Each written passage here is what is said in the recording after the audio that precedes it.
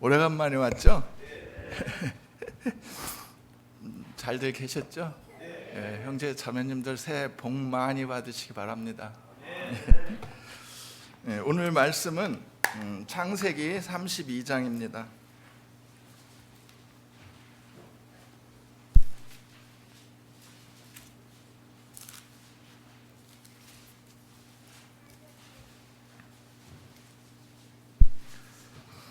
좀 길으니까요, 교독으로 같이 읽겠습니다. 창세기 32장 13절부터 32절까지 교독으로 읽겠습니다. 야곱이 거기서 경야하고 그 소유 중에서 형 에서를 위하여 예물을 택하니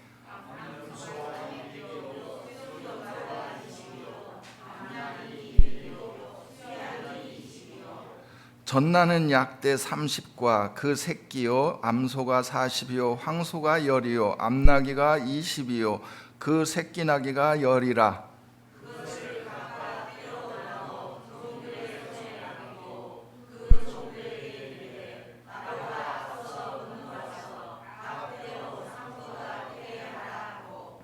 그가 또 앞선 자에게 부탁하여 가로되 내 형 에서가 너를 만나 묻기를 내가 네 사람이며 어디로 가느냐 내 앞에 것은 네 것이냐 하거든.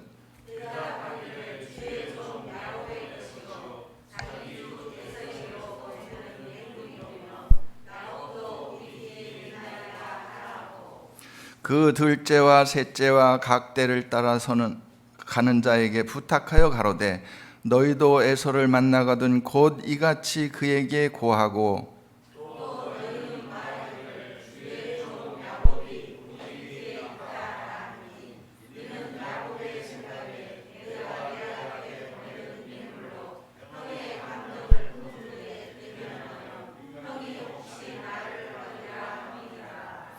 그 예물은 그의 앞서 행하고 그는 무리 가운데 경야하다가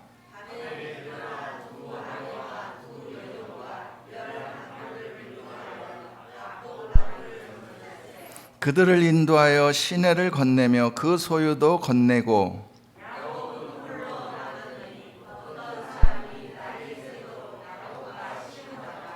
그 사람이 자기가 야곱을 이기지 못함을 보고 야곱의 환도뼈를 치매 야곱의 환도뼈가 그 사람과 씨름할 때 위골되었더라.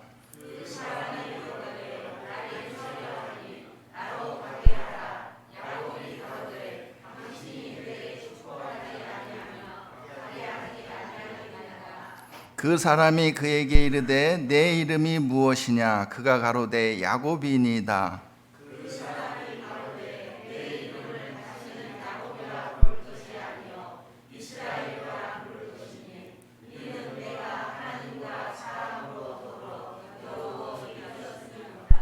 야곱이 청하여 가로되 당신의 이름을 고하소서. 그 사람이 가로되 어찌 내 이름을 묻느냐 하고 거기서 야곱에게 축복한지라.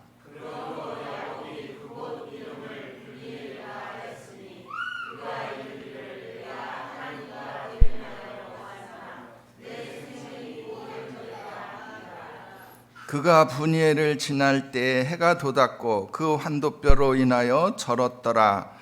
그 사람이 야곱의 환도뼈 큰 힘줄을 친 고로 이스라엘 사람들이 지금까지 환도뼈 큰 힘줄을 먹지 아니하였더라. 아멘. 이 내용은 우리 형제 자매님들 다 알고 계시죠? 우리가 평소에 말씀을 많이 묵상해야 좋은 것이 이렇게 설교 시간에 서로 형제 자매들과의 교통이, 그러니까 요즘 뭐 막 그 통신 오지 세대라고 하나요? 그 빠른 소통이 우리 사이에 그런 소통이 통할 수가 있습니다. 그래서 형제 자매님들이 평상시 이렇게 말씀을 그 내용을 잘 이해를 못하더라도 이 성경 말씀의 내용을 우리가 알고 있는 것이 그만큼 중요하다는 거죠. 오늘 오래간만에 와서 이렇게 푸를 보따리가 많은데 지난주에 우리 박용철 전도사가 왔더라고요. 그 전도사는 설교 시간이 짧은 걸로 인기가 있는 전도사인데 오늘 제 설교는 조금 길어질 수도 있습니다. 그래서 오래간만에 와서 우리 형제 자매님들과 나눌 말씀이 많이 있습니다. 오늘 제목은 하나님의 축복. 하나님이 우리에게 어떠한 복을 주셨는가 잘 아시겠죠. 그런데 저는 새해 인사를 우리가 새해 복 많이 받으세요 이런 인사를 하잖아요. 세상 사람들이 그런 인사를 잘해서 저는 옛날에는 그 인사를 조금 기분 나쁘게 생각을 했어요. 근데 그 인사를 성경적으로 해석하면 참 좋은 인사더라고요. 시편 16편을 한번 먼저 보십시다. 오늘 제목이 하나님의 복, 하나님의 축복이니까 시편 16편 구약 811페이지입니다. 제가 갖고 있는 성경은 찾으셨으면 1절, 2절 같이 읽어봅시다. 시작. 하나님이여 나를 보호하소서. 내가 주께 피하나이다. 내가 여호와께 아뢰되 주는 나의 주시오니 주밖에는 나의 복이 없다 하였나이다. 다윗의 시인데 다윗은 나에게 복이라는 것은 하나님이 나와 함께 하시는 거, 그거 외에는 복이 없다라는 거예요. 우리 형제 자매님들도 마찬가지겠지만 세상 사람들은 복이라면은 돈 많이 벌고 자식들 잘 되고 이런 육신적인 어떤 그런 번창을 되게 복이라고 하잖아요. 그런데 우리 그리스도인들에게 가장 좋은 축복은 여호와 하나님께서 나와 함께 하시는 거라는 거예요. 근데 이것을 좀 그 원어적인 원어로 다시 깊게 해석을 한다면 이 뜻은 원래 어떻게 되어 있냐면은 하나님을 떠나서는 내게 선한 것이 없나이다. 그러니까 주님의 복은 바로 나에게 선한 것이 충만하게 있는 것이다라는 거예요. 그러면 선한 것이 바로 우리 하나님께서 나와 함께 계시다는 것이죠. 그렇게 볼 때 우리들의 삶 속에서 하나님의 복이 이미 흘러넘치는 거예요. 왜요? 빌립보서 2장 한번 보십시다. 빌립보서 신약에 이렇게 쭉 오면 빌립보서 2장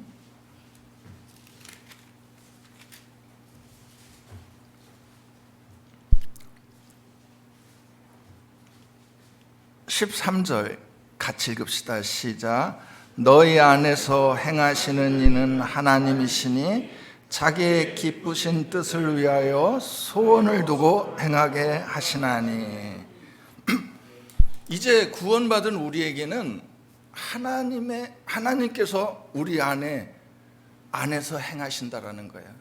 그러니 아까 시편 16편에 있는 말씀처럼 주밖에 나에게는 복이 없나이다 했는데 이 복이신 하나님이 우리 안에서 행하고 계시다라는 거예요. 그러니까 구원받은 이후에 우리의 삶이 어떻게 변했어요? 하나님이 내 안에 계심으로 우리의 삶이 정말 180도 변했죠.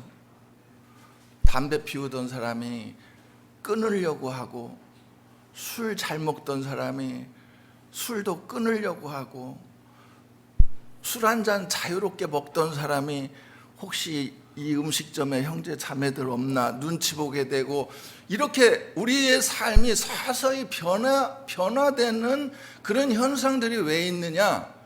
우리 속에 여기에 있는 말씀처럼 우리 안에 이 선하신 하나님이 행하시고 계시기 때문에 그렇다라는 거예요. 이것이 바로 우리 안에 성령이 계신 확실한 우리 안에 증거죠. 그렇기 때문에 아까 시편 16편에 있는 말씀을 원어적으로 해석한다면 하나님을 떠나서는 내게 선함이 없나이다라는 것처럼 우리의 선하다라는 것은 나의 어떤 행위나 나의 의지의 열심이나 나에 대한 것이 아니라 하나님이 내 안에 거함으로 비로소 선하다라는 거죠. 빌립보서 여기에 뭐라고 되어 있습니까? 한번 다시 보십시다. 그래서 우리가 이 복을 누리면서 산다라는 것, 우리 안에 계신 이 선하신 하나님의, 오늘 배운 찬송에도 그 가사가 나오더라고요. 선하신 하나님을 닮아가는 삶, 이것이 우리에게 복 있는 삶이고 축복의 삶이라는 거예요. 그래서 여기에서 빌립보서 2장 12절, 아까 13절 읽었는데 12절을 보십시다. 12절에 그러므로 나의 사랑하는 자들아, 너희가 나 있을 때뿐 아니라 더욱 지금 나 없을 때에도 항상 복종하여 두렵고 떨림으로 너희 구원을 이루라. 너희가 받은 그 주님의 십자가의 은혜, 그 복을 누려라. 너희 구원을 이루라라고 이렇게 돼 있는데, 이 말씀은 바로 너희가 받은 그 충만한 주님의 십자가의 은혜라는 그 복을 누리고 살아라. 예? 그래서 하나님께서 우리 안에 행하셔서 우리로 간절히 소원을 두게 하셨단 말이에요. 우리들의 간절한 소원이 뭐예요? 아까 찬송가 가사처럼 우리 마음속에 구원받은 후에 우리 마음속에 어떻게 하면 하나님의 자녀로 하나님을 닮아가는 선한 삶을 살아갈까 하는 것이 우리의 강한 소원이 되어버렸단 말이에요. 그렇기 때문에 내가 비록 육신을 가졌지만 아직도 죄를 지을 수 있는 이 썩어질 육신 속에 살지만 하나님의 선하심을 갈망하면서 이 빌립보서에 있는 말씀처럼 우리의 강한 소원을 두고 어떻게 하면 내가 하나님의 선하심을 닮아가는 거룩한 삶으로 살아갈 수 있을까? 이것이 우리의 소원이 됐다라는 거예요. 베드로후서 3장을 한번 보십시다. 그래서 이런 모든 신약의 우리의 모든 말씀들은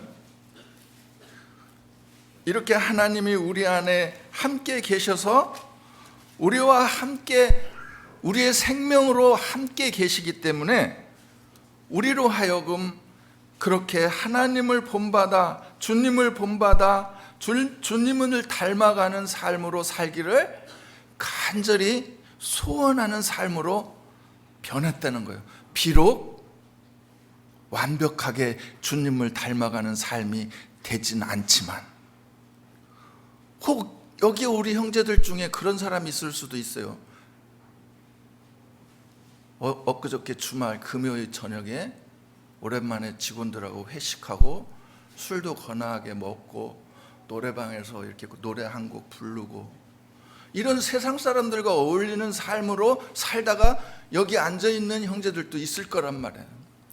근데 옛날 구원받기 전에는 그런 것들이 편했고 나에게 아무 걸림이 되지 않고 나에게 어떤 부담을 주지 않았는데, 구원받은 후에는 이렇게 살면 안 되는데, 누가 알려주지도 않았는데 내 안에 이러한 삶이 나에게 부자연스러운, 안 어울리는, 이상한 옷을 입은 것처럼 안 어울리는 것으로 자꾸 느껴진단 말이에요. 그것은 왜?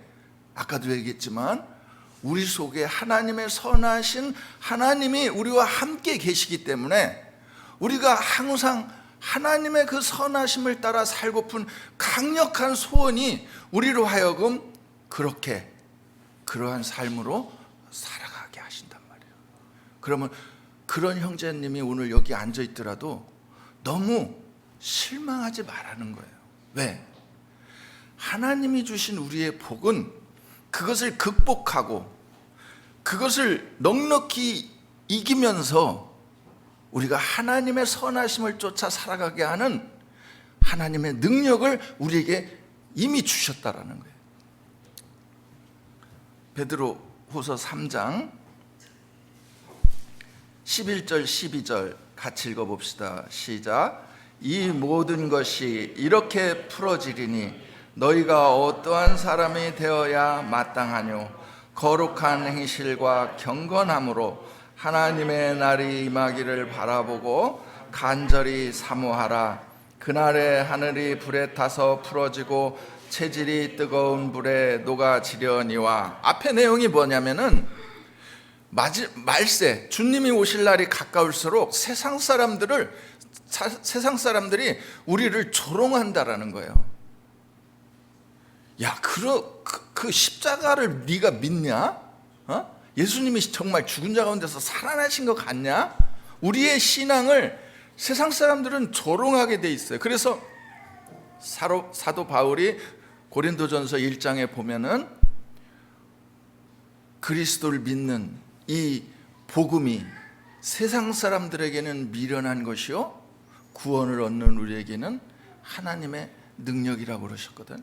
그러니까 세상 사람들은 우리가 깨달은 그 십자가의 은혜를 알지 못하기 때문에 우리를 조롱하고 우리를 비아냥거린단 말이에요. 그러나 그것과 관계없이 예수 그리스도께서는 이제 말세가 되면 될수록 그 징조를 보이시고 그리스도를 믿는 자에게 깨어있게 하신단 말이에요. 그래서 여기에서 이 모든 것이 이렇게 풀어지리니, 우리가 구원받은 우리에게는 결코 주님 오시는 날이 덫과 같이 임하지 않을 것이란 말이에요. 우리에게는 깨어있게 하시고 우리에게 그 날이 가까움을 알게 하신단 말이에요. 그러므로 이 모든 것이 너희에게 이렇게 보여질 때 너희가 어떠한 사람이 되어야 마땅하겠느냐? 응? 경건한 거룩한 행실과 경건함으로 하나님의 날이 임하기를 바라보고 간절히 사모하라. 여기에서 거룩한 행실과 경건함으로 이렇게 돼 있잖아요. 우리 형제들이 내가 어떻게 사는 것이 경건하고 거룩한 것인가? 나는 아직도 이 썩어질 육신을 갖고 살면서 세상에서 가끔씩 정말 부끄러운 죄도 짓고 세상 사람들과 싸우면서 욕도 하고 성경에서 말하는 죄라는 그런 것들을 아직도 내 육신 속에 떨쳐버리지 못했는데 나의 삶이 왜 하나님 앞에 거룩한 행실로 나타날 수 있을까? 우리는 이 부분을 오늘 이 창세기를 통해서 하나님이 우리에게 어떠한 교훈을 주시는가를 보여주시는 것 같아요. 자, 본문 다시 돌아갑시다. 창세기 32장. 우리의 삶이 어떻게 사는 것이 하나님의 거룩한 행실로 살아가는 것인가? 하나님 거룩한 행실과 경건한 삶으로 우리가 살아가는 그 구체적인 모습이 무엇인가를 오늘 읽은 이 본문에서 우리가 하나님이 보여주신 것 같아요. 오늘 읽은 이 내용은 간단히 말한다면은 야곱과 에서는 쌍둥이 형제였잖아요. 그래서 뱃속에서부터 다투면서 형 에서 먼저 나온 이 에서는 육신적으로 강력한 사람이었어요. 그래서 누구를 의지하거나 하나님을 의지하거나 이런 마음이 없어요. 에서는 자기 자신이 워낙 강력하고 힘 있는 사람이기 때문에 사냥도 잘하고 세상을 쥐락펴락하면서 살 수 있는 육신적인 이 형이었어요. 이 에서가 이 장자였단 말이에요. 그런데 이 둘째 야곱은 약했어요. 육신적으로 힘도 없고 사냥할 줄도 모르고 그냥 엄마 뒤 졸졸 따라다니면서 엄마가 주는 것이나 받아 먹고 이렇게 엄마 품 안에서 아마 사는 것 같아요. 그래서 이 야곱은 이 이름 자체가 사기꾼, 남의 발을 들어서 넘어뜨리는 자 이런 뜻이거든요. 이 야곱은 육신적으로 약하다 보니까 이 잔꾀에 아마 발달이 됐었나 봐요. 그래서 사냥에서 돌아온 그 배고픈 형에게 팥죽을 끓이면서 배고프니까 그거 달라고 하니까 형이 가진 장자권을 나에게 팔아라. 그럼 내가 이 팥죽을 주겠다. 그러니까 이 에서는 너무 배고프다 보니까 이 장자권이 얼마나 중요한 것인지, 하나님의 축복의 통로인 이 장자권이 얼마나 중요한 것인지 생각지 않고 장자의 명분을 팔아버렸어요. 결국은 어머님의 도움을 받았지만 이 야곱이 나중에는 아버지를 속여서 에서인 척하면서 하나님의 축복, 장자로서의 모든 축복을 받잖아요. 그래서 그 사실을 알고 이 형 에서가 이 야곱을 죽이려고 할 때 이 야곱을 그 어머니는 자기 친정집 수천 킬로 떨어진 그 하란이라는 동네, 아브라함의 고향이었던 그 지역으로 야곱을 피신을 시키죠. 그 말씀이 잠깐 앞에 28장으로 돌아갑시다. 창세기 28장.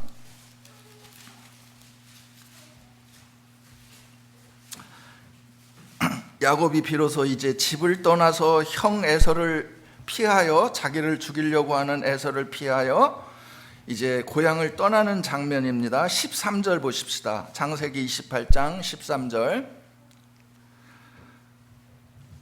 또 본즉 여호와께서 그 위에 서서 가라사대 나는 여호와니 너희 조부 아브라함의 하나님이요 이삭의 하나님이라. 너 누운 땅을 내가 너와 내 자손에게 주리니 내 자손이 땅의 티끌같이 되어서 동서남북에 편만할지며 땅의 모든 족속이 너와 내 자손을 인하여 복을 얻으리라. 내가 너와 함께 있어 내가 어디로 가든지 너를 지키며 너를 이끌어 이 땅으로 돌아오게 할지라. 내가 내게 허락한 것을 다 이루기까지 너를 떠나지 아니하리라 하신지라. 야곱이 지금 자기를 죽이려는 형 에서를 피해서 자기 고향을 떠나 엄마의 고향으로 지금 멀리 떠나는 과정 속에서 하나님이 나타나셨어요. 이것을 다 설명하기는 힘든데, 지난주에 우리가 대전에서 교제하는데 어떤 형제가 아니 남을 속이고 그렇게 사기꾼인 야곱을 왜 하나님은 축복하셨나 이런 질문을 하더라고요. 그런데 그런 질문을 설명하면 오늘 시간이 많이 드니까, 하여튼 이 야곱은 하나님을 그런 상황이었지만 하나님을 의지했단 말이에요. 왜? 육신이 약했기 때문에. 그래서 장자의 축복을 귀하게 여겼고, 그래서 에서가 가진 그 장자의 축복, 하나님의 축복의 통로인 그 장자를 자기가 갖기를 원했던 것도 바로 하나님을 의지했기 때문에 이 야곱에게 이것이 돌아오게 됐던 거란 말이에요. 그런 야곱에게 비로소 하나님이 고향을 떠나는 야곱에게 나타나셨어요. 이것은 우리 개개인의 신앙생활로 말하면 우리가 구원받을 때 상황과 같은 거예요. 야곱이 지금 여기에서 하나님에게 어떤 약속을 받아요? 내가 내 자손을 인하여 복을 얻으리라. 너와 내 자손을 인하여 모든 땅 족속이 복을 얻을 것이며 내가 너와 함께 있어 내가 어디로 가든지 너를 지키며 너를 이끌어 이 땅으로 돌아오게 할지라. 내가 내게 허락한 것을 다 이루기까지 너를 떠나지 아니하리라 하신지라. 이렇게 야곱에게 하나님이 나타나셔서 축복하시고 그에게 약속하셨단 말이에요. 우리가 주님의 십자가의 은혜로 제사함을 받은 이 정말 우리 인생 가운데 가장 복스러운 그 순간, 하나님께서 우리에게 이 야곱에게 주신 이 약속을 우리에게 다 하신 거예요.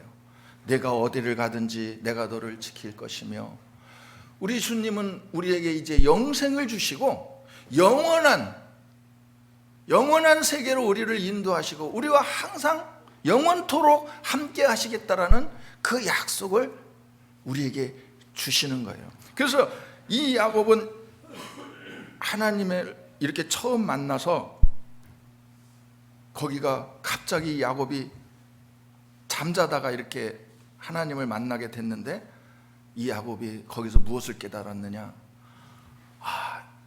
이것이 바로 하나님이 계시는구나. 그래서 거기에다가 돌단을 세우고 하나님 앞에 기름을 붓고 하나님 앞에 제를 올리고 그곳 이름을 베델이라. 그래서 그 뜻은 하나님이 나와 함께하는 집이라 라는 그런 구원의 확신을 가진 그 자리로 야곱이 거기다 돌을 세우고 표시를 해놓고 이제 자기가 가야 할 길을 떠난 거예요. 그래서 그 외갓집을 가서 그 과정은 우리 형제 자매들이 잘 알죠, 그죠? 그 외삼촌의 두 딸 라헬과 레아를 아내로 맞아들여서 12 아들을 낳아서 자손도 풍성하며 또 거기에서 하나님의 도우심으로 많은 소떼와 양떼와 염소떼를 이끌고 지금 이제 비로소 자기 고향으로 가는 그런 말씀이 오늘 본문의 내용이에요. 다 32장으로 가십시다. 32장.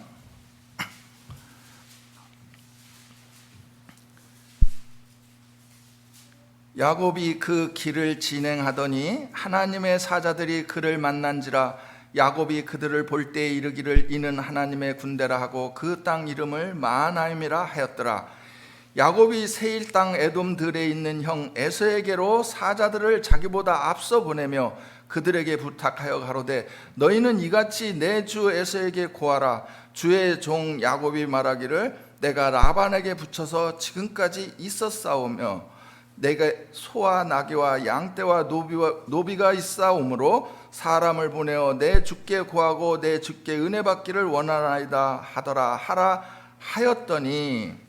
자, 지금 이 야곱이 요즘으로 말하면 아마 수십억 재산을 이제 벌어가지고 자식들도 12명이나 또 아내 2명, 그 2명 종들까지 이렇게 데리고 이제 그 많은 재산을 이끌고 지금 이제 자기 고향으로 돌아가는데 가장 지금 야곱을 두렵게 하고 넘어야 할 큰 산이 있는 거예요.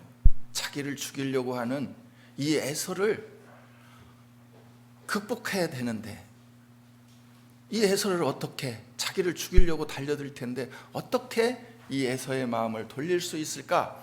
그 꾀를 이제 이 야곱이 계속 지금 염소떼와 양떼와 소떼를 세 떼로 나눠서 종들을 딸려서 미리 자기보다 먼저 보내는 거예요. 그래서 에서를 만나거든 이 모든 선물이 다 동생 야곱이 형에게 주는 것이다. 야곱 동생이 지금 저 멀리 뒤에 지금 따라오고 계시다. 이렇게 미리 가서 마음 좀 돌리라. 이렇게 이제 이런 꾀를 내서 지금 이때 당시 지금 형 에서에게 준비한 양떼와 소떼와 그 금액이 약 10억 정도 된대요. 뭐 그건 모르겠어요. 근데 주석책에 보니까 그렇게 금액을 산정을 해놨더라고. 그렇게 이제 미리 종들을 시켜서 그렇게 만나거든. 야곱이 동생 야곱이 에서 형을 위해서 이렇게 보내는 선물이다.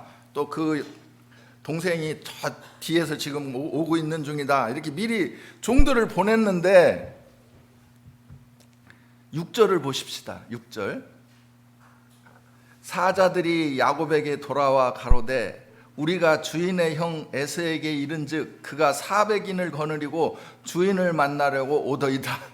이 에서도 이제 정보력이 아마 좋았나 봐요. 야곱이 벌써 오는 줄 알고 훈련 잘 된 자기 부하 400인을 거느리고 지금 이 야곱을 죽이려고 벌써 미리 오고 있는 중이에요. 그래서 그 마음을 풀려고 보냈던 그 종들이 돌아와서 벌써 당신 형이 어떻게 알고 저기 지금 400명의 군사를 데리고 여기로 오고 있다. 그러니 이 야곱의 그 마음이 얼마나 지금 괴롭겠어요. 이걸 어떻게 여기를 돌파하고 나아갈 수 있는가. 그래서 이게 지금 여러 가지 자기 꾀를 세워서 18절 보십시다. 18절.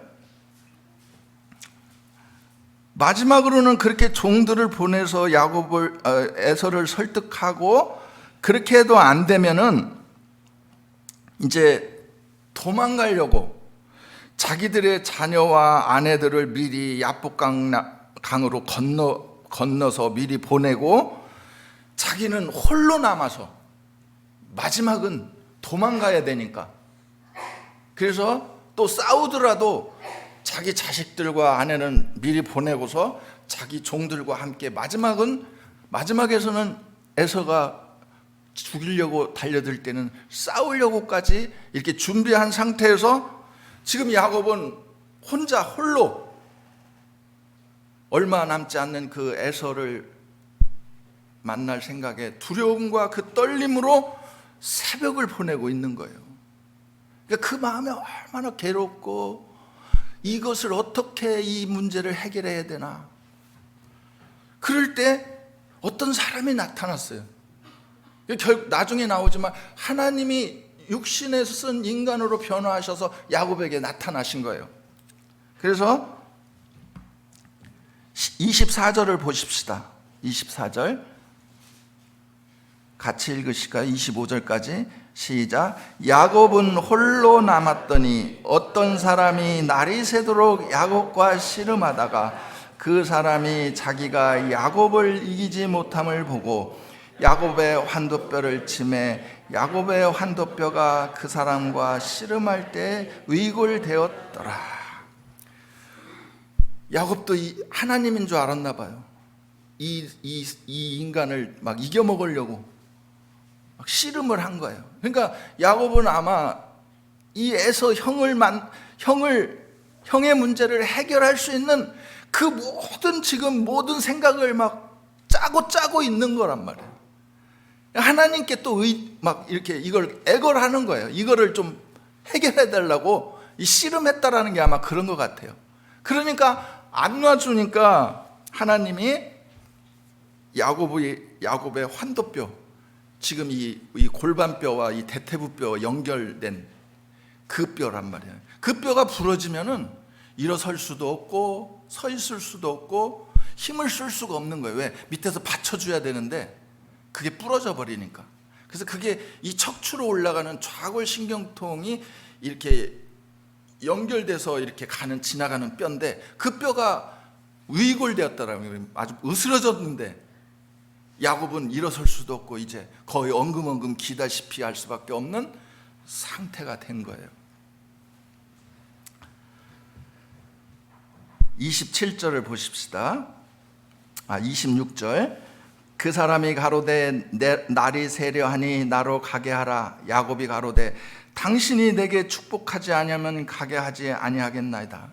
이거 해결해 주지 않으면 못 가요. 막 이렇게 붙잡고 늘어지는 거예요. 그러니까 환도뼈를 부러뜨리고서 그 사람이 27절 야곱에게 이렇게 물어보죠.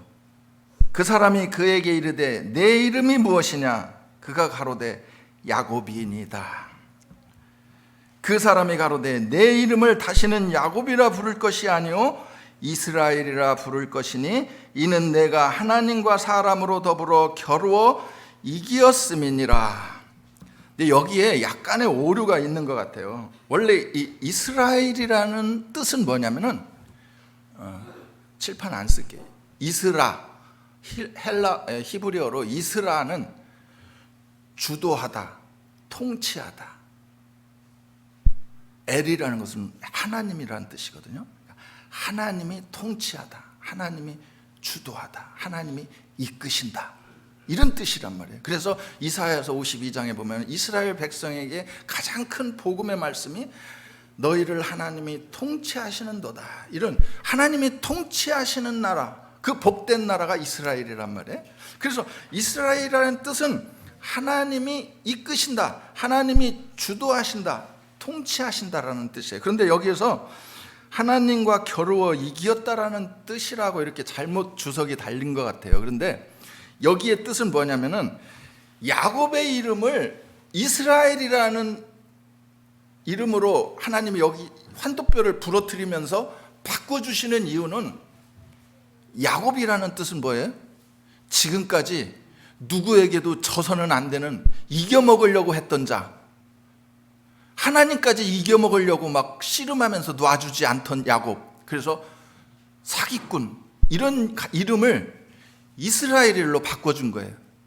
그러니까 지금까지 내가 이겨먹으려고 했고 남을 넘어뜨리려고 했고 남을 속이면서까지 살아온 너가 이제는 그렇게 살지 말아라.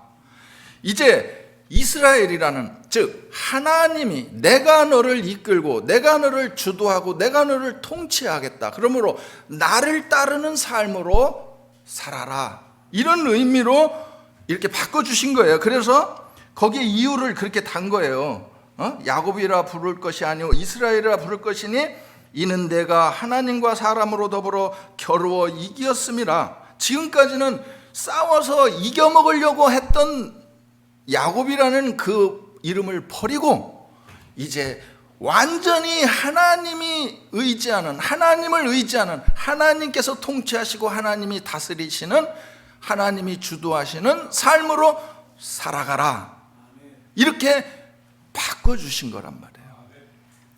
그것을 어떻게 알 수 있느냐? 하나님의 축복은 우리는 세상적으로 잘 되고 돈 많이 벌고 명예를 얻고 이런 것으로 찾는데, 여기서 하나님이 지금 야곱을 축복하시는 그 모습이 육신적으로 어떻게 나타나느냐? 환도뼈를 부르트르셨다는 거예요. 어떻게 야곱의 육신을, 환도뼈를 부러뜨린 것이 하나님의 축복이었는가? 그걸 알 수가 있어요. 33장 1절을 보면은 결국 그것이 하나님의 방법이었다라는 거예요.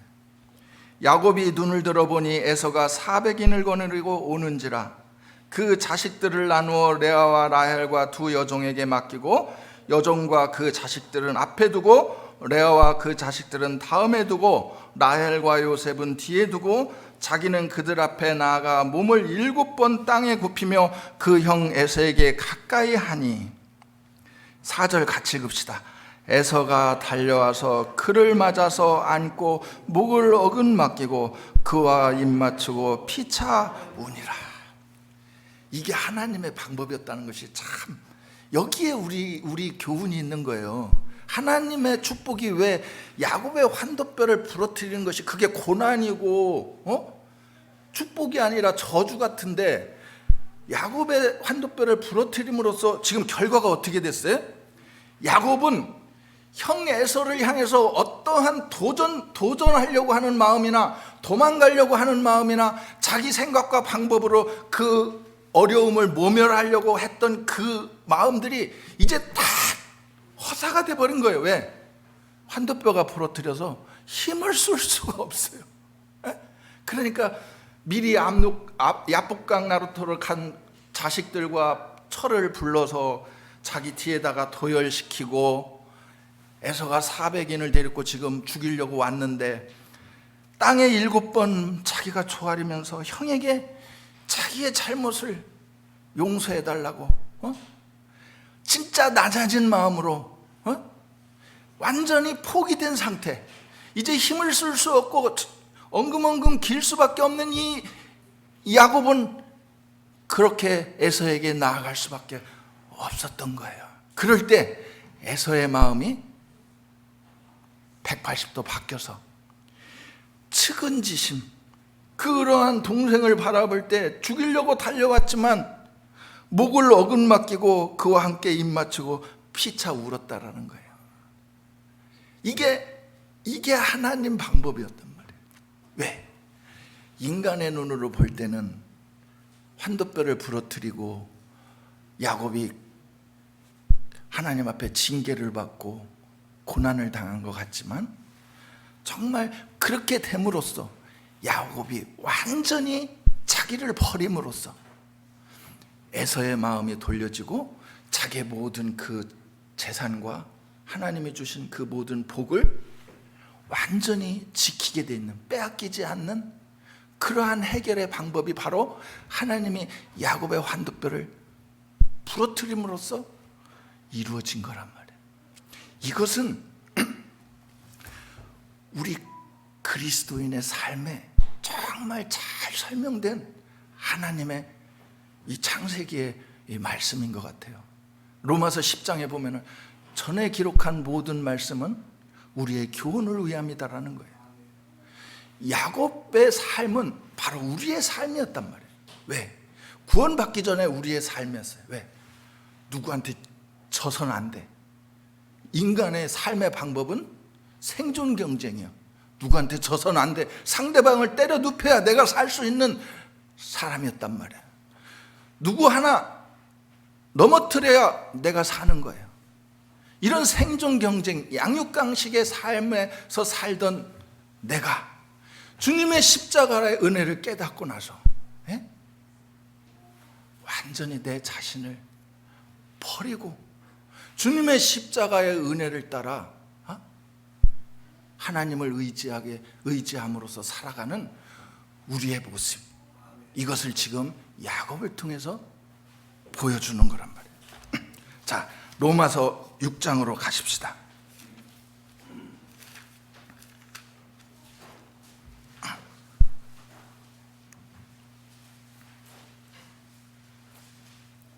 여기서 우리가 한번 이걸 생각해 봐요. 내 삶의 모습이 얼마만큼 이 야곱의 모습인가.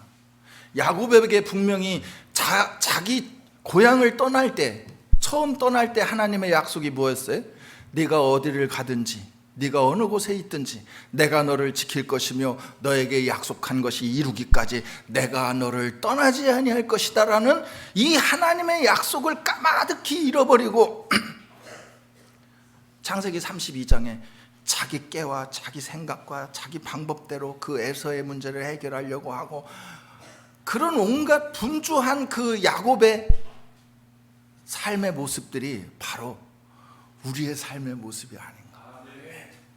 우리에게 분명히 하나님이 그러한 약속을 주셨고 십자가에서 우리를 영원히 사해 주시고 우리에게 영생을 주시는 그 약속을 받은 우리가 그 하나님의 약속을 까마득히 잃어버리고 내 방법과 내 의지와 나의 열심으로 죄와 싸워도 보고 술도 끊어보려고 노력도 하고 담배도 끊어보려고 노력도 하고 남에게 좀 친절히 해보려고도 하고 이렇게 내 생각과 내 방법대로 이 신앙생활을 하고 있지만 번번이 깨지고 넘어지는 내 자신을 발견하게 된다는 거예요. 거기서 하나님께서 야곱에게 행하신 그 의미, 왜 환두뼈를 부러뜨리셨을까? 힘을 쓸 수 없는 존재. 야곱은 죽은 자나 다름없는 거예요. 왜? 전혀 누구에게 반항한다든지 자기 자신의 힘으로 무엇을 할 수 없는 상태가 돼버린 거예요. 누가 부추겨주고 자기를 잡아주지 않으면 일어서서 걸어가기도 힘든 존재가 돼버린 거예요. 우리가 마찬가지예요. 자, 로마서 6장이 그런 말씀을 우리에게 하는 거예요. 로마서 6장 1, 2절 같이 읽읍시다. 시작. 그런즉 우리가 무슨 말 하리요? 은혜를 더하게 하려고 죄에 거하겠느뇨? 그럴 수 없느니라. 죄에 대하여 죽은 우리가 어찌 그 가운데 살리요? 지금 로마서 6장을 통해서 형제들에게 지금 바울은 형제들아, 이 예수 그리스도의 은혜가 우리의 죄를 계속 사해 주시는데 그렇게 계속 사해 주신다고 해서 우리가 계속 죄를 지어서 되겠느냐? 그럴 수 없느니라. 왜? 너희는 이미 그리스도와 함께 십자가에 죽은 자들이다. 우리 형제들 자매들 수양관에서 다 세례 받았죠. 그 세례라는 것이 얼마나 중요한 건지 아세요? 내가 구원받은 후에 그 세례를 받는 이유는 그 세례 받을 때 어때요? 물속으로 완전히 잠기잖아요. 물속으로 완전히 잠기는 건 뭐냐면은 노아 시대 때 물로 멸망한 모든 인류가 다 죽은 것처럼 내 자신이 그리스도와 함께 죄로 말미암아 내가 십자가에서 죽었다라는 거예요. 물속으로 들어가는 거는.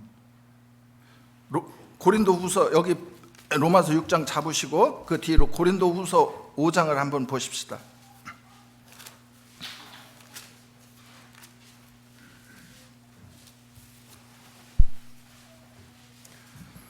고린도후서 5장 14절 15절 같이 읽읍시다. 시작. 그리스도의 사랑이 우리를 강권하시는도다.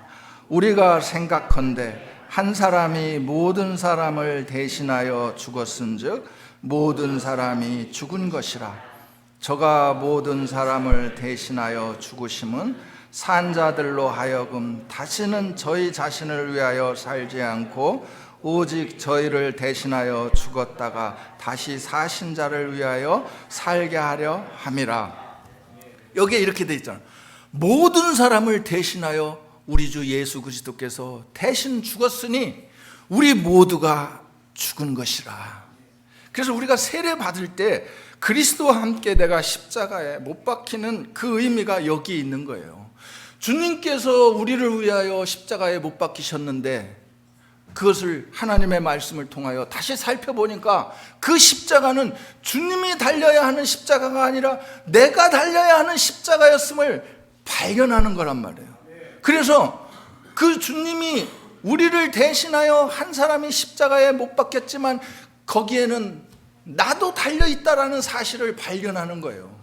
그래서 내가 그리스도와 함께 이미 십자가에 못 박힌 존재, 이것이 세례를 받을 때 물속으로 잠겼다가 이제 그리스도를 죽은 자 가운데서 살리신 영이 우리에게 임함으로 그리스도와 함께 영원히 다시 살아났다라는 증거로 물속에서 올라오는 거예요. 그래서 우리 형제 자매들이 지금 사는 이 육신을 비록 지금 쓰고 살지만은 지금의 삶은 뭐냐? 여기 있는 것처럼 그리스도와 함께 다시 살아난 자로서 영생을 가진 자로서 새 사람으로서 그리스도의 사람으로서 하나님이 내 안에 생명으로 계시는 하나님의 사람으로서 살아가고 있는 거란 말이에요. 그런 사람에게 지금 여기 13절에 뭐라고 돼 있어요?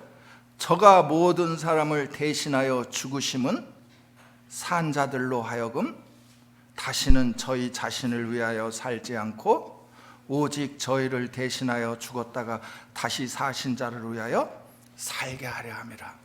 이 소원이 우리에게 있다라는 거죠. 아까 빌립보서에서 하나님이 우리 안에 행하심으로 우리로 소원을 두고 행하게 하시나니 이제 우리의 남은 삶을 오직 주님을 위하여 살고파 하는 간절한 소원이 있다라는 거예요.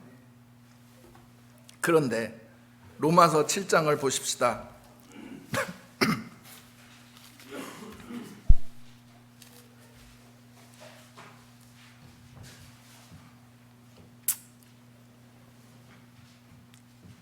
그런 간절한 소원이 있지만 우리가 하나님의 말씀을 통하여 내 자신을 비춰볼 때 7장 18절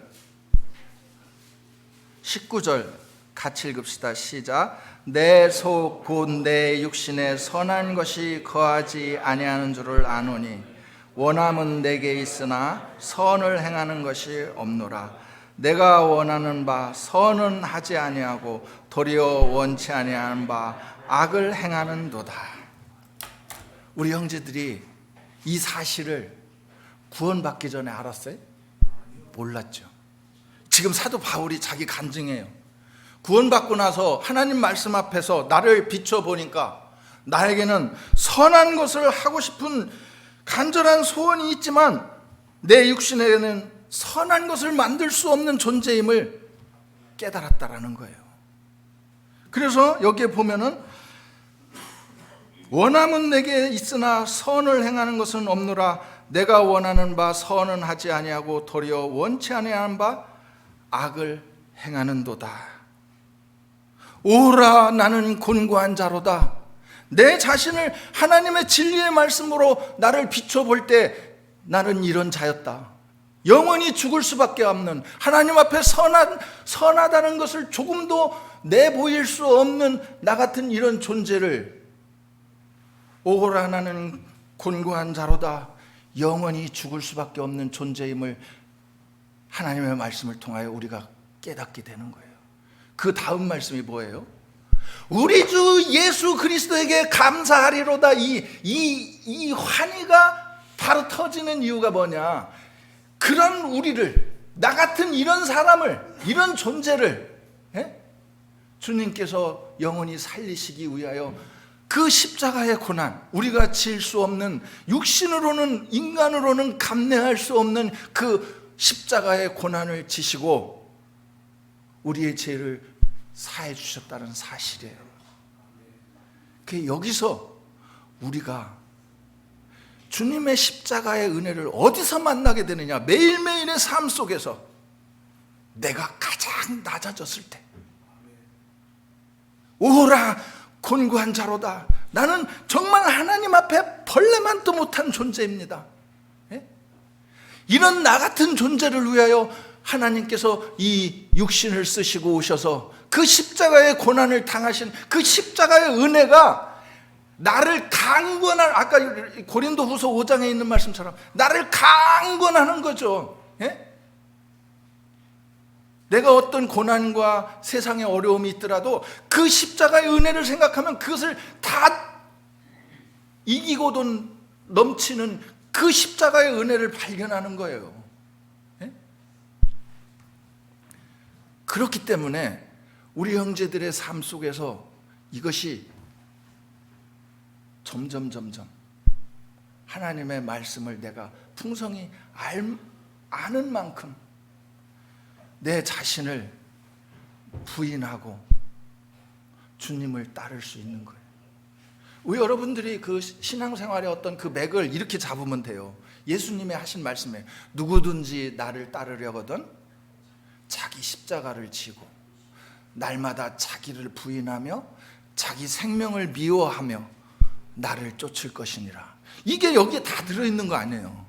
날마다 자기를 부인하며 내 생명을 미워하며. 왜? 나 같은 존재.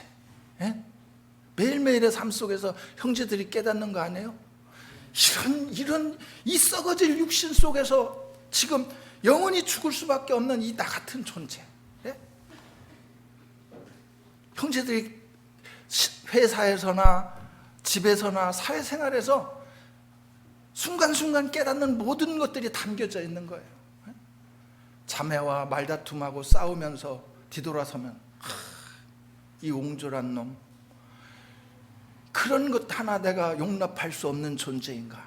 우리는 그런 존재가 돼버린 거예요. 옛날 구원받기 전에는 그럴 필요가 없었잖아요. 왜? 내 맘대로 살면 되는 거지. 왜 내가 내 잘못을 자책하고 나를 자꾸 그렇게 채찍질할 필요가 있어요. 그러나 시편 19편에 집에 가셔서 읽어보시면 아주 좋은 말씀이 있는 거예요. 다윗이 외친 거예요. 자기 허물을 깨달을 자 누구리요? 하나님의 사람 아니면 자기 허물을 깨달을 사람이 없는 거란 말이에요. 믿지 않는 이방 사람들은 자기 허물을 깨달을 수가 없어요. 자기의 잘못이 뉘우치거나 상대방을 생각해서 자기를 낮추는 사람들이 그렇게 많지 않단 말이에요. 우리는 주님의 십자가의 은혜를 생각할 때마다 나를 부인하며 내 생명을 미워할 수밖에 없는 존재가 된 거예요. 왜? 이런 나 같은 존재를 이렇게 이런 말씀을 우리에게 주시고 그 말씀대로 순종케 하셨단 말이에요. 우리 형제들이 지금 그 순종하는 삶으로 지금 가고 있는 거예요. 용기를 가지고 하나님의 축복을 누리는 자로서 살아가시기 바랍니다. 왜? 세상 사람들과 내가 무슨 차이인가? 나는 나의 잘못을 극히 이 하나님의 진리의 말씀에 비춰서 매일매일 깨닫는 자단 말이에요. 자기 허물을 깨달을 자 누구리요? 주님의 십자가의 은혜를 따르는 자가 아니면 자기 허물을 매일매일 깨달으며 가는 자가 아니란 말이에요. 그래서 예수님께서 누구든지 나를 따르는 자는 자기 십자가를 지고 자기를 부인하며 자기 생명을 미워하며 나를 따를 것이라는 말씀이 여기에서 이루는 거예요. 형제들의 삶이 정말 빛나고 영광된 하나님의 축복을 누리는 삶이라면 이 삶이 돼야 되는 거예요. 이 삶이. 그렇기 때문에 야곱의 환도뼈를 부러뜨렸다는 것은 바로 우리의 영혼의 상태, 이제 내가 직접 죄와 싸울 수 없는 존재, 하나님을 의지하지 아니하면 아무것도 할 수 없는 존재. 예? 그렇잖아요. 자, 왜 로마서 6장에서 지금 그걸 얘기하는 거예요? 로마서 7장 한번 보십시다.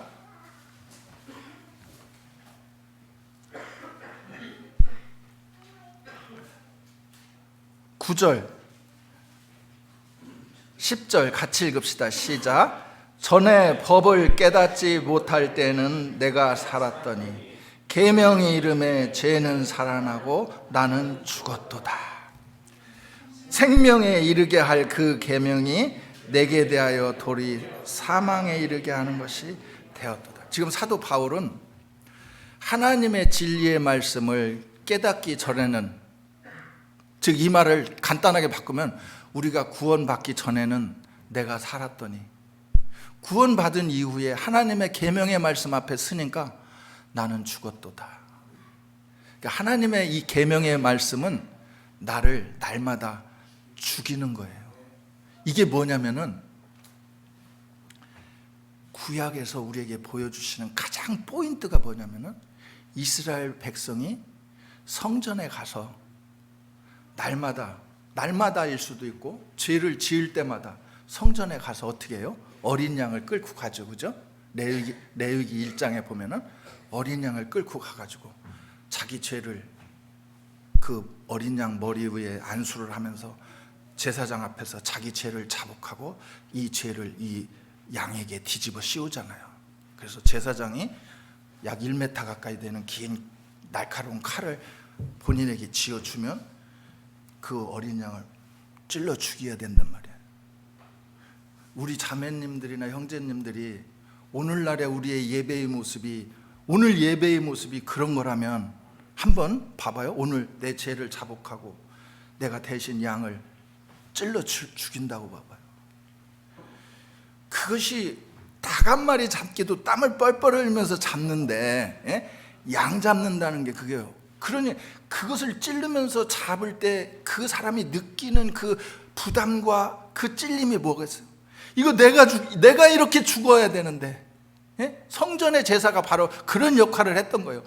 내가 죽어야 되는데, 그런데 그 양을 대신 잡아서 어떻게 해요?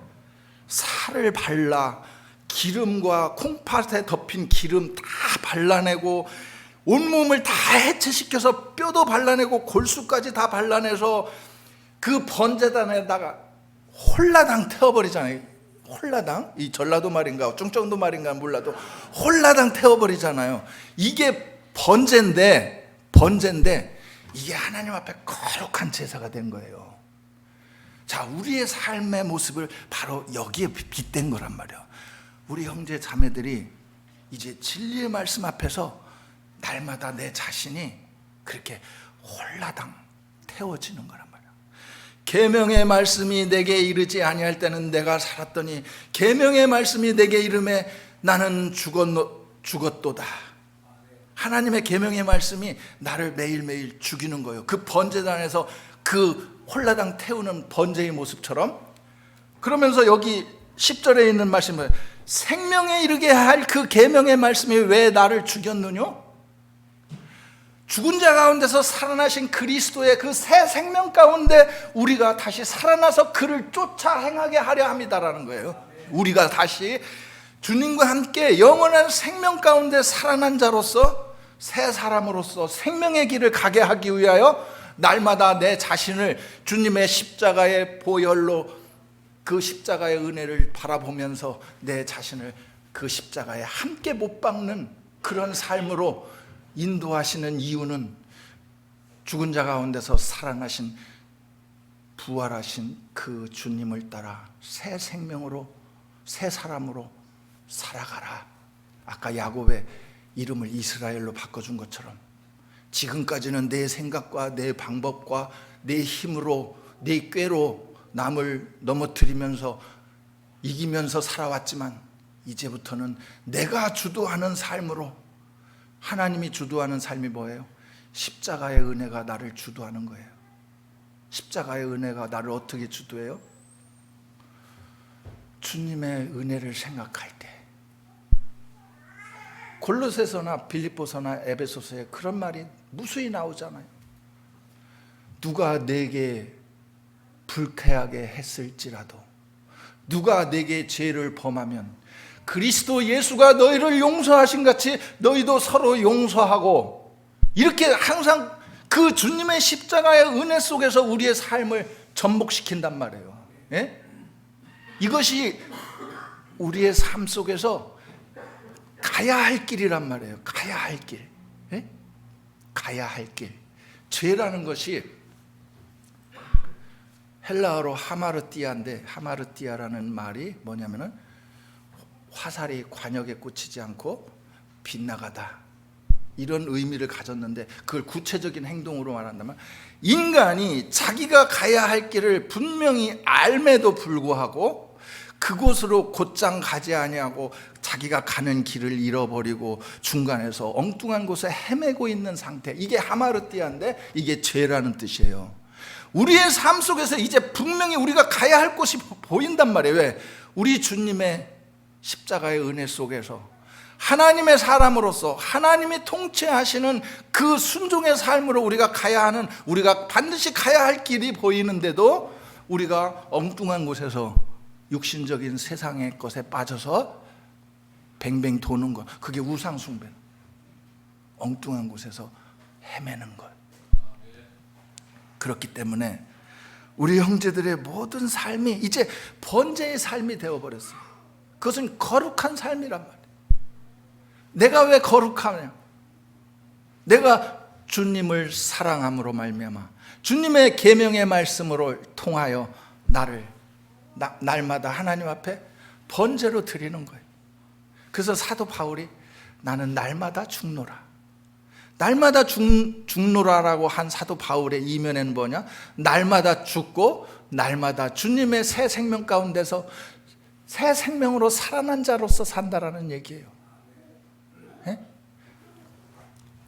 우리 형제들이 좀 더 자신감을 가지고 이 신앙의 어떤 패배자가 아니라 내 속에서 함께 하시는 이 주님의 역사, 아까 빌립보서에 하는 말씀, 우리로 간절한 소원을 두고 행하게 하시는 그 하나님의 성령의 역사를 의지하며 내 삶을 비로소 한 걸음 한 걸음 주님의 말씀에 순종하는 삶으로 변화되는 거란 말이에요. 그래서 신명기 17장인가에 보면은 하나님이 이스라엘 백성에게 뭐라고 말했어요? 가나안 땅에 들어가라. 너희들이 발로 밟는 만큼 너희 땅이 될 것이다. 우리 신앙은 이제 우리가 정말 한 걸음 한 걸음 뛰어서 전진하는 만큼 하나님의 나라가 우리에게 임한다라는 사실이에요. 그래서 예수님께서 누가복음이나 복음서에서 천국은 침노하는 자의 것이 된다라는 말씀이 바로 우리의 삶이 이제는 주님을 의지하여 하나님을 의지하여, 왜? 의지할 수밖에 없잖아요. 왜? 나는 이미 그리스도와 함께 십자가에 죽은 자란 말이에요.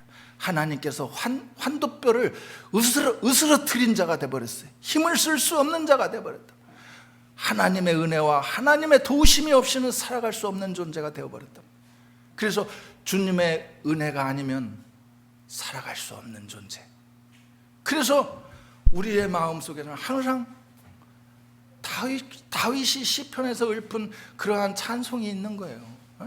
파수꾼이 아침을 기다린 같이 내가 주님의 은혜를 간구하게 되고, 주님의 은혜가 내게 없으면 나는 살아갈 수 없는 존재.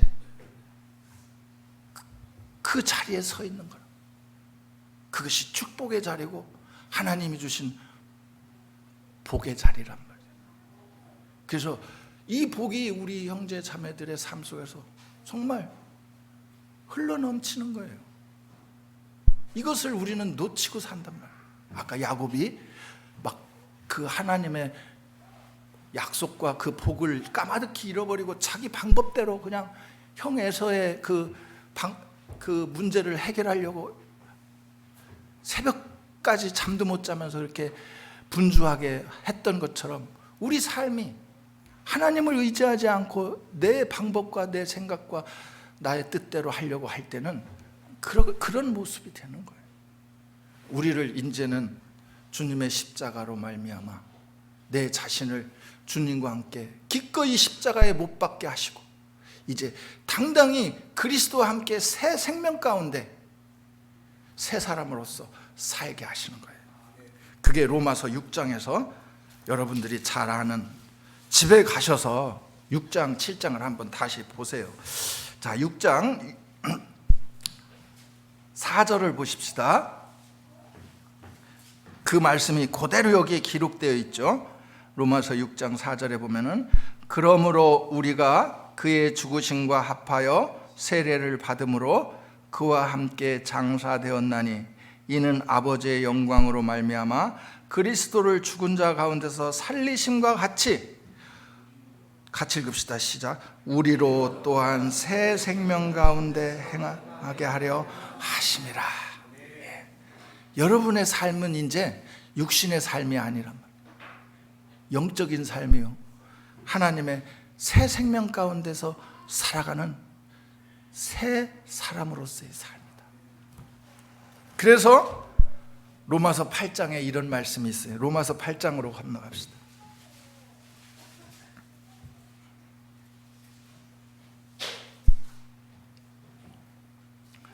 그러므로 이제 그리스도 예수 안에 있는 자에게는 결코 정죄함이 없나니 이는 그리스도 예수 안에 있는 생명의 성령의 법이 죄와 사망의 법에서 너를 해방하였음이라.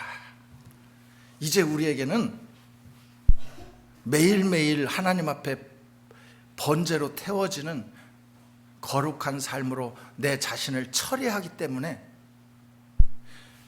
그리스도의 새 생명으로 다시 살아난 새 사람으로서 매일매일 하나님 앞에 당당히 나아갈 수 있는 존재가 된 거예요. 죄가 나를 어찌할 수가 없어요.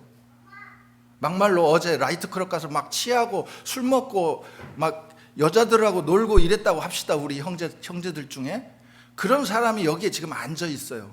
그런데 그 사람이 야, 내가 무슨 일을 저지른 거야. 직원들 분위기 맞추려고 따라가다가 술 먹다 보니까 내가 이런 짓까지 했구나. 만일 이런 나의 삶을 정말 말씀 앞에 진실되게 비추어서 하나님 앞에 간구한다라면 요한일서에 그 답이 있어요. 요한일서를 한번 보십시다. 요한일서. 이 극단적인 예를 들었는데 그런 형제들이 없을 거예요, 우리에게는. 그러나 정말 우리가 이 신앙생활을 하면서 이런 담대한 마음을 갖고 정말 주님 앞에 진실이 나갈 필요가 있다라는 거예요. 자, 요한일서 2장 1절에 보면은 나의 자녀들아 내가 이것을 너희에게 쓰면, 형제들이 같이 나머지 읽어주실래요? 시작. 예.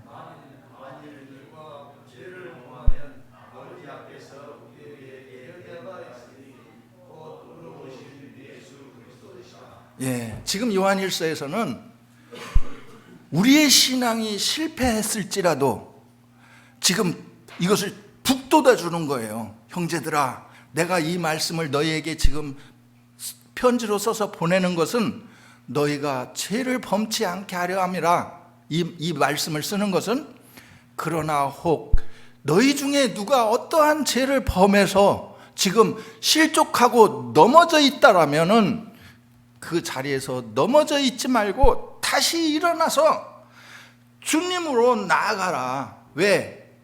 그는 미쁘사 우리의 죄를 위한 화목제물로 돌아가셨고 우리의 죄뿐 아니라 온 세상의 죄를 위하여 그렇게 고난을 당하시고 우리의 화목제로 돌아가셨은즉 그 힘이 지금 네가 넘어져 있는 그것까지도 다 포함되어 그것을 넉넉히 이기게 하신다. 그렇기 때문에 거기에 넘어져 있지 말고 다시 일어나, 다시 새 사람으로 새 생명 가운데로 달려가라. 예? 우리가 가야 할 길을 잠시 잊었지만 다시 우리가 바라본 그 가야 할 길, 그 길을 향해서 가라. 이 말씀이란 말이에요. 그래서 잠언이나 전도서에서 의인은 7번 넘어져도 다시 일어나려니와 다시 일어난다는 거예요. 그러나 악인은 다시 일어나지 않고 멸망하느니라. 그 말씀은 우리에게는 자기 허물을 깨달을 수 있는 하나님의 지혜, 성령이 계시기 때문에 그런 거예요. 시편 19편에 자기 허물을 깨달을 자 누구리요? 성령이 너희에게 임하리니 그가 죄에 대하여 의에 대하여 심판에 대하여 너희에게 가르칠 것이다. 우리의 삶 속에서 우리의 죄를 가르치고 우리가 얼마만큼 하나님 앞에 그러한 자인가를 더욱 깨닫게 하사 그 주님의 십자가의 은혜를 더욱 굳게 붙들게 하신단 말이에요. 예? 이것이 우리 형제들의 승리의 삶이에요. 내가 실패해도 이제 그 실패를 실패로 끝나지 않게 하시고 승리로 바꿔주시는 하나님의 능력이 우리 안에 있다는 거예요. 예? 그래서 로마서 8장에 가면은 그 말씀이 있어요. 우리가 아직 죄인 되었을 때 우리를 아끼사 우리를 위하여 그 외아들을 주셨다면 우리에게 이제 어떤 것을 하나님이 주시지 않겠느냐. 우리가 아직 죄인 되었을 때 우리에게 그런 주님의 십자가의 은혜를 베푸셨다면 이미 하나님의 아들 된 우리에게 무언들 안 주시겠느냐. 그러한 주님의 십자가의 은혜를 우리가 간직한 자로서 이 세상에 살 때 넘어질 수 있단 말이에요. 특히 젊은 형제들이 그러다. 이제 나이 60 중반에 가까이 왔는데 약간 이게 사그라들더라고요.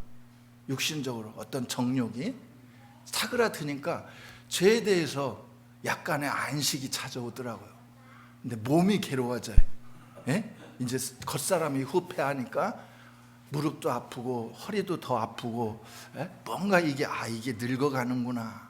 뭔지 표현하기 힘들지만 이 늙어가는 것이 이런 거구나, 이런 것을 깨닫게 하시더라고요. 그러니까 우리의 삶이 비록 육신을 쓴 이 순간에는 괴롭고 육신적으로 어떤 여러 가지 질병과 이런 것들이 찾아오지만 주님 주시는 이 십자가의 은혜는 더 풍성해요. 아까 사도 바울이 외치는 것처럼 그 사도 바울이 그 외칠 때 사도 바울의 현실적인 삶의 모습은 어떻겠냐. 맨날 언제 죽임을 당할까 맨날 그런 고난 속에 있었던 사도 바울이 그리스도의 사랑이 나를 강권하시는도다. 그리스도의 사랑이 강권하는 모습이 뭐냐면은 수십만의 인파 속에서 내가 떠밀려가는 힘을 느끼는 것과 같다라고 표현되어 있어요. 반항할 수 없는 힘. 주님의 십자가의 은혜가 우리의 삶 속에서 그렇게 역사하는 거예요. 자, 시간이 갔으니까 마무리합시다. 요한복음 14장만 보고 마치겠습니다.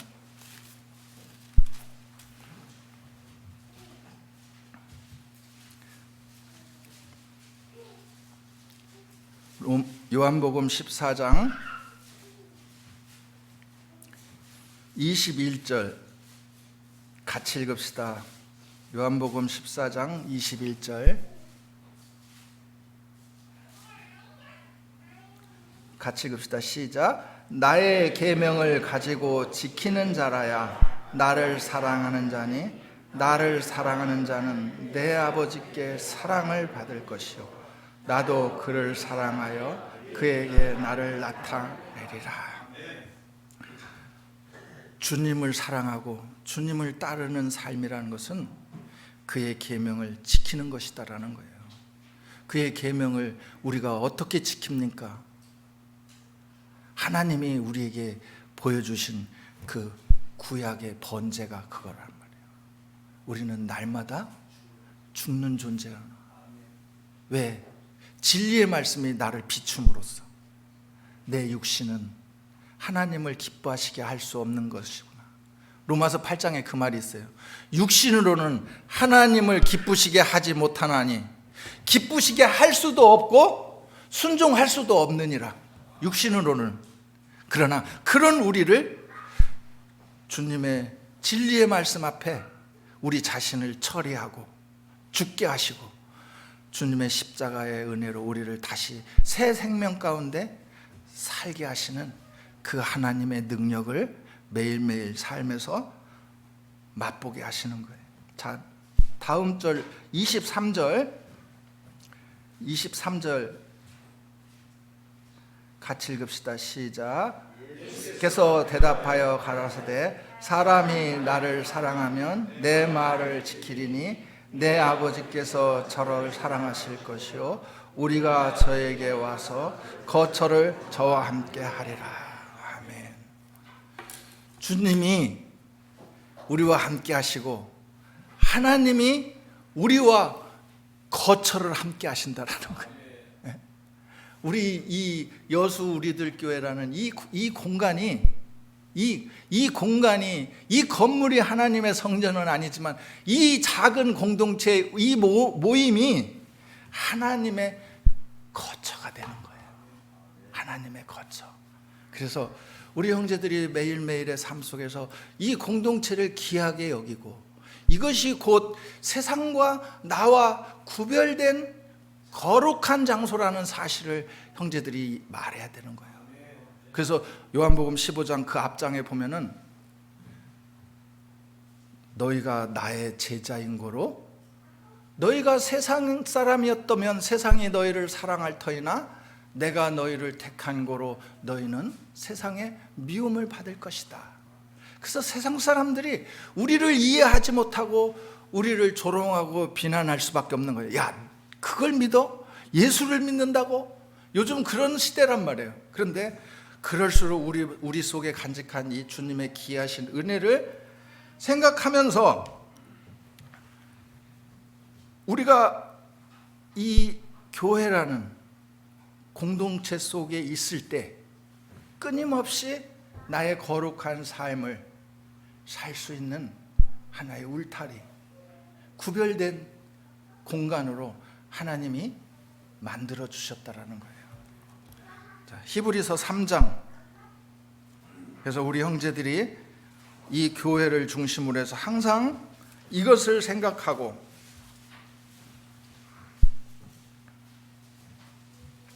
히브리서 3장 12절, 우선 12절 13절 같이 읽읍시다. 시작.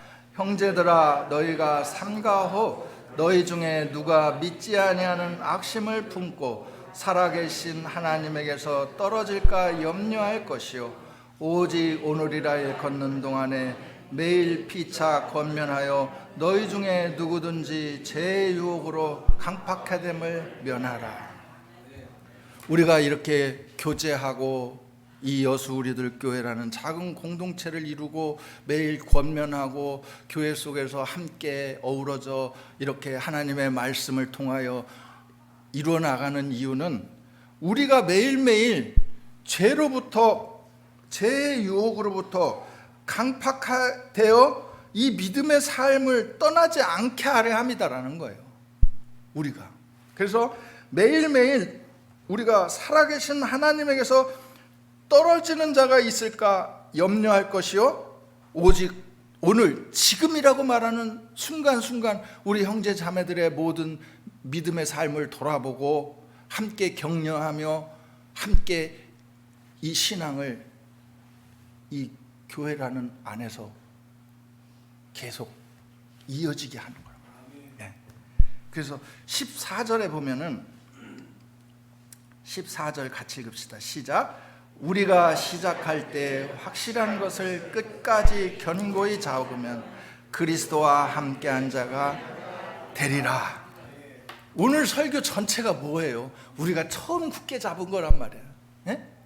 주님의 십자가의 은혜를 굳게 잡으면 너희가 처음 시작한 이 신앙에 처음 잡은 것을 굳게 잡고 있으면 하나님의 거룩한 집이다. 네? 그러니까 우리가 믿음이 이 신앙이 자란다라는 것은 뭐냐면 어쩌면은 우리가 처음 받은 이 주님의 십자가의 은혜를 더욱 크고 풍성하게 내 자신의 것으로 받아들인다라는 사실이에요. 그렇잖아요, 그죠? 그러니까 혹시 신앙 속에서 실패하고 자책하고 일어서지 못하는 형제들이 있는가 돌아보고 격려하고, 아까 요한 1서에 있는 말씀을 더 읽어봐 봐요. 바로 그런 말씀이에요. 우리에게 거룩한 삶이라는 것은 우리 자신을 바라볼 때는 거룩할 수가 없지만 하나님께서 그 길을 예비해 놓으셨단 말이에요. 그러니까 내가 거룩하니 너희들도 거룩한 것이다. 우리의 삶이 거룩한 것이야. 진리의 말씀을 따라 우리가 나아갈 때 거룩하다라는 거예요. 이 믿음, 이 히브리서 이 말씀을 굳게 잡고, 처음 잡은 이것을 굳게 잡고 나아가는 거예요. 그 히브리서 4장에서 그 말씀이 나오는 거예요. 히브리서 4장은 이게 오래간만에 만나니까 이게 또 계속 이어지는데, 제가 맨날 이걸로 욕 얻어 먹어요. 끝날 듯 하면서 안 끝내주는 그걸로 내가 욕 얻어 먹는데, 형제 자매님들이 이 히브리서 4장을 다시 한번 읽어봐 봐요. 그래서 그 말씀이 있는 거예요. 하나님의 말씀은 살아서 운동력이 있어 좌우의 날선 어떤 것보다 예리하여, 이 말씀이 4장의 내용이란 말이에요. 그러니까 우리가 매일 그 하나님의 날선 칼날 앞에서 매일 쪼개지고 발라지고 골수까지 다 발라지고 드러내지는 낱낱이, 거기에 뭐라면 감출 수 없는 존재가 된 거예요. 하나님 말씀 앞에. 그래놓고 그 다음 절이 뭐라고 그래요? 그러므로 우리에게 큰 대제사장이 있으니 지금도 우리를 거룩하게 하시고 위하여 살아계셔서 하나님 우편에 나를 위하여 간구하시는 그 대제사장이 지금도 있는 것이다. 그래서 그 힘이 우리를 거룩한 삶으로, 우리의 삶을 거룩한 삶으로 바꿔주시는 거예요. 우리가 실패한 것을 실패한 것으로 방치해 놓지 않고 우리의 실패를 승리로 바꿔놓으신다라는 거예요. 그래서 우리는 항상 승리자의 자리로 나아갈 수 있는 거예요. 그래서 그 히브리서 4장에 그러므로 날마다 그의 보좌 앞에 담대히 나아갈 것이니라. 그 보좌 앞이가 뭐예요? 십자가 앞으로 나아가라는 거예요. 십자가 앞에. 담대히라는 말은 약간 뻔뻔함이라는 의도가 들어있어요. 약간 뻔뻔하지만 날마다 주님 앞으로 나가는 거예요. 무엇을 가지고? 시편 34편 그것만 보고 진짜 마칠게요. 시편 34편만 보십시다. 더 듣고 싶으시면 다음에 시편 34편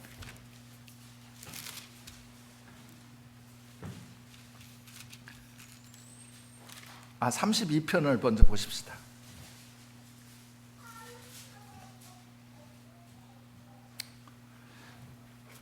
이 시편 32편은 형제들이 다시 한번 읽어보면은, 야, 우리 그리스도인의 그 삶의 모습을 어떻게 이렇게 잘 표현했을까?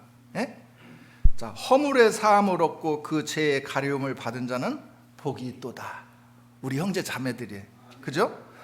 마음에 간사가 없고 여호와께 정죄를 당치 않는 자가 복이 있도다. 내가 토설치 아니할 때 종일 신음함으로 내가 내 뼈가 새하였도다. 자, 하나님 앞에 우리는 왜 정직한 자냐? 날마다 내 자신의 것을 토설하는 자란 말이에요. 토설한다는 건 토해낸다라는 거잖아요. 토해낸다라는 거. 여러분이 체해 봤을 때 그 막 뱃속이 얼마나 저기예요. 또 막 술 먹어서 거북한 상태, 막 그런 상태에서 일부러 오바이트를 하잖아요. 확 그냥 토해내면은 속이 편한 것 같이 우리의 삶의 모습을 그렇게 여기에 표현했어요. 내가 토설치 아니할 때 종일 신음함으로 내 뼈가 새하였도다. 우리 형제들의 삶 속에서 내가 매일매일 주님의 말씀을 통하여 내 죄를 깨닫고 하나님 앞에 토설해내는 것이 얼마나 하나님 앞에 하나님이 기뻐하시는 자인가를 여기서 지금 노래하는 거예요. 자, 5절 같이 읽읍시다. 시작. 내가 이르기를 내 허물을 여호와께 자복하리라 하고 주께 내 죄를 아뢰고 내 죄를 숨기지 아니하였더니 곧 죄께서 토하고 싶은 사람이 막 체해서 불편한 사람이 차라리 토해버리자 하고 확 토한 것처럼 우리가 죄를 끌어안고 내 자신이 그것을 해결하려고 막 노력하고 아까 야곱처럼 막 분주하게 자기 생각과 자기 꾀로 죄를 싸워보려고 하는 그런 노력 속에서 하나님의 방법대로 확 토해낼 때 내 죄가 사해졌다. 진실된 마음으로 하나님 앞에 나아가는 거란 말이에요. 거기에 우리가 한번 다시 살펴봅시다. 6절에 이로 인하여 무릇 경건한 자는, 형제들이 나머지 읽어줄래요? 주를 만날 기회를 가서 주께 배워야 진실로 순종하는 남자들이라도 죄에 지지 못하리라. 예, 무릇 경건한 자는 주를 만날 기회, 여기 2번이라고 써 있어요? 주를 만날 기회라는 거기에 2번 써 있어요? 그 밑에 뭐라고 돼 있어요? 예.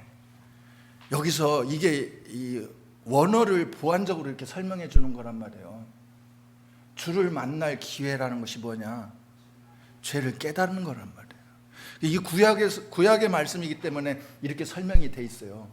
자, 이스라엘 백성이 정말 주님의 은혜와 주님의 그 경건함에 가장 자기가 성전에 가서 자기 죄를 위하여 번제를 드리고 하나님 앞에 죄를 용서받았다라는 그 기쁜 마음으로 성전에서 나올 때 그 마음, 그것이 경건이라고 표현이 돼 있어요. 그러니까 우리 삶 속에서 우리 자신이 이 하나님의 진리의 빛 가운데서 나를 비춤으로써 내 자신을 하나님 앞에 낱낱이 드러내는 존재. 여기로 말하면 내 죄를 여호와께, 내 허물을 여호와께 자복하리라 하고 자복하였더니 그가 내 죄를 사하셨나이다. 이로 말미암아 경건한 자는 주를 만날 기회를 타서 주께 기도할지니라. 이렇게 돼 있잖아요. 그죠? 그러니까 우리가 정말 주님의 진리의 빛 가운데서 서 있는 자라면 날마다 하나님을 만날 만한 그 시간이 우리에게 찾아온 거죠. 아니, 주님이 우리와 함께 항상 계시는 시간이란 말이에요. 그래서 우리 이제 연로하시고 성경책을 자주 못 보시는 우리 형제 자매들이 매일매일의 삶 속에서 나는 이런 말씀을 어떻게 볼 것이냐, 못 보실 수도 있죠. 그죠?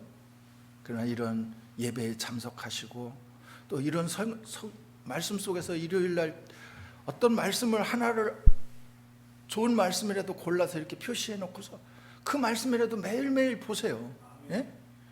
한 가지 내가 추천해 줄 말씀은 디도서 2장을 한번 보세요. 디도서 2장 그 말씀을 자세히 읽어가면은 그 말씀이 우리에게 정말 우리 신앙생활의 그 요약분이 거기에 다 들어있어요. 디도서 2장 그것만 한번 보세요. 디도서 2장을 이렇게 보면은 아주 그 여러 장 성경책을 읽을 수 없다라면 매일매일의 삶 속에서 디도서 2장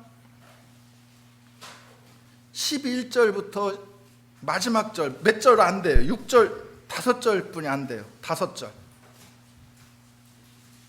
디도서 2장 11절에서 15절. 젊은 형제들은 이 말씀 외우는 것이 좋을 것 같아요. 웬만한 건 딸딸 외우는 것이 나의 삶 속에 정말 11절부터 한번 짧은 절이니까 형제들이 한번 읽어볼래요? 시작. 모든 사람에게 구원을 주시는 하나님의 은혜가 나타나 우리를 양육하시되 경건치 않은 것과 이 세상 정욕을 다 버리고 근신함과 의로움과 경건함으로 이 세상에 살고 복스러운 소망과 우리의 크신 하나님 구주 예수 그리스도의 영광이 나타나심을 기다리게 하셨으니 그가 우리를 대신하여 자신을 주심은 모든 불법에서 우리를 구속하시고 우리를 깨끗하게 하사 선한 일에 열심하는 친백성이. 왜? 마지막 절이 얼마나 감동적이에요? 예? 모든 불법에서 우리를 구원하시고, 매일매일의 삶 속에서 용서하시고, 영원한 속죄를 이루시고, 우리로 하여금 깨끗하게 하사 선한 일에 열심하는 친백성이 되게 하려 하시고. 선한 일이라는 게 뭐예요? 선한 일이라는 게 뭐예요? 아까 시편 16편에 하나님을 떠나서는 내게 선한 것이 없나이다. 즉 하나님을 섬기는, 하나님의 말씀을 따라 순종하는 삶, 이것이 선한 거란 말이에요.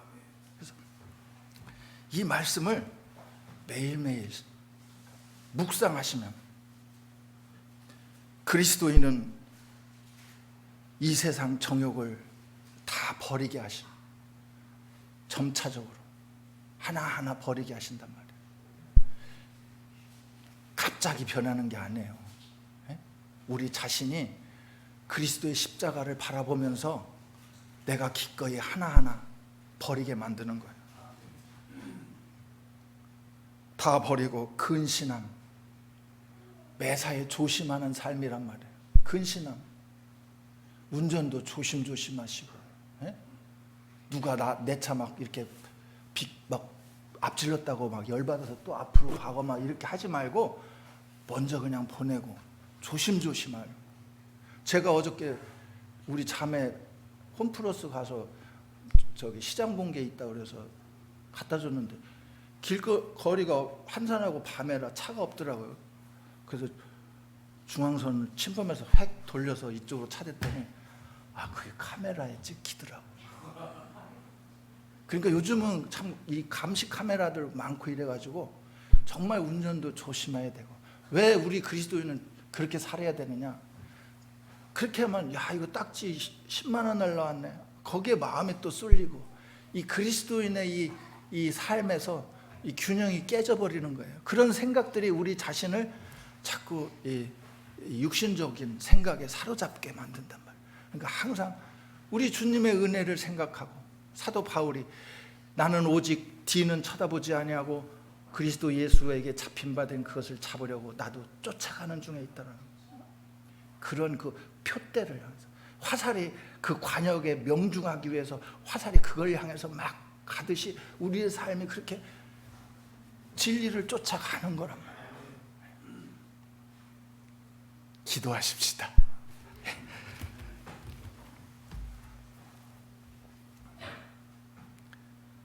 지금도 우리를 위하여 간구하시는 주님, 오늘 오랜만에 우리 여수, 우리들 형제 자매들 함께 교제했습니다. 두서없이 많은 말을 하였지만 주님께서 우리에게 이루시고자 하는 그 선한 뜻이 이들에게 이해가 되고 알게 하사 우리가 온전히 주님의 부족함 없는 자녀로서의 삶으로 살아가게 하여 주시옵소서.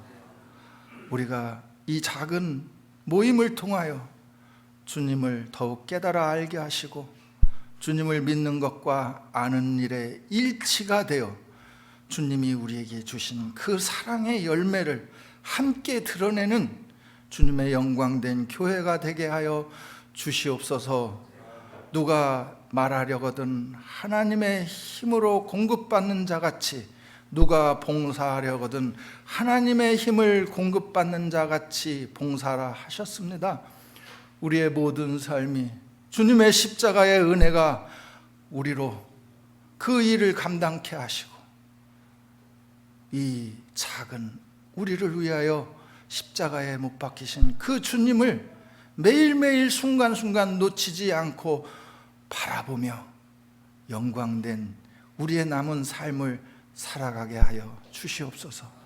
우리의 모든 시간을 우리 주님께 의지하오며 우리 주 예수 그리스도의 이름으로 기도합니다.